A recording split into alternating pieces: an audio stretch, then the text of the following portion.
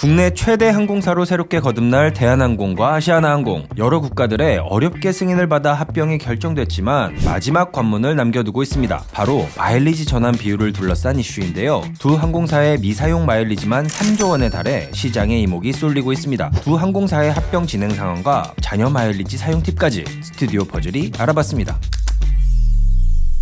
대한항공과 아시아나항공의 합병은 국내뿐 아니라 해외에서도 큰 이슈였죠. 고비에 고비를 겪으며 최종적으로 합병이 결정되었습니다. 대한항공은 지난해 12월 아시아나항공 지분 64%를 인수해 현재는 자회사로 운영하고 있습니다. 2년간은 두 회사를 별도 법인으로 운영하고 2026년 말 통합항공사가 되겠다는 계획입니다. 이에 앞서 두 항공사는 오는 6월까지 구체적인 통합 방안을 한국공정위에 제출해 승인을 받아야 합니다. 가장 큰 숙제는 역시 마일리지 전환 비율입니다. 두 항공사의 마일리지는 2026년 10월 통합 대한항공 출범 전까지 기존과 동일하게 운영됩니다. 스카이팀 소속인 대한항공은 스카이패스를, 스타 얼라이언스 소속인 아시아나항공은 아시아나클럽이란 각각 제도를 운영하고 있습니다.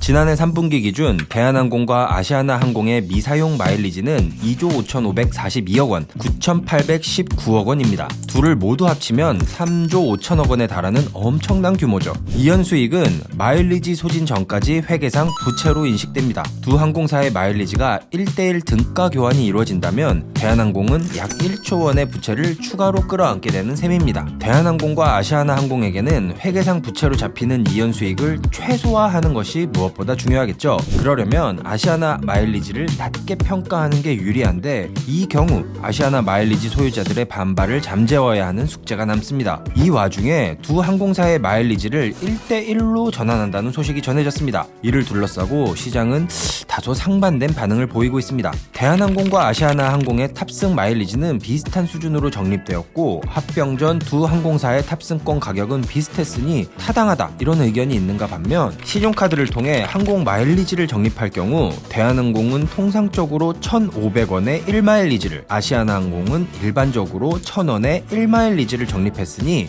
가치가 서로 다르다는 목소리도 있습니다. 이에 대해 마일리지를 적립한 방식에 따라 전환 비율을 다르게 해야 한다는 이야기도 나오고 있죠.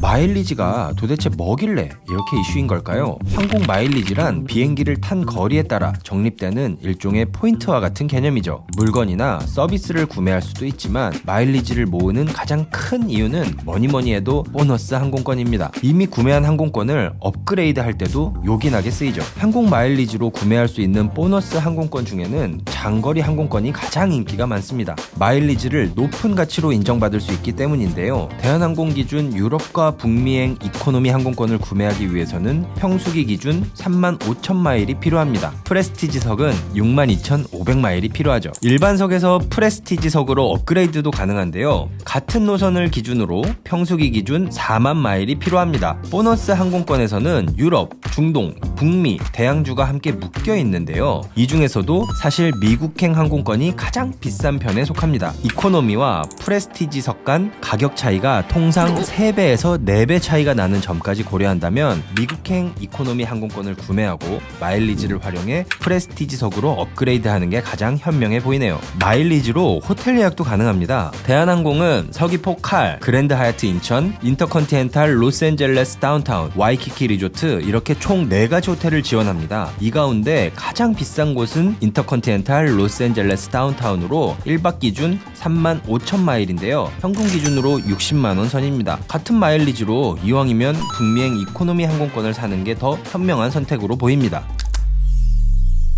대한항공과 아시아나항공을 둘러싼 마일리지 전환 이슈 앞으로 어떻게 될까요? 스튜디오 파즐이 끝까지 지켜보겠습니다.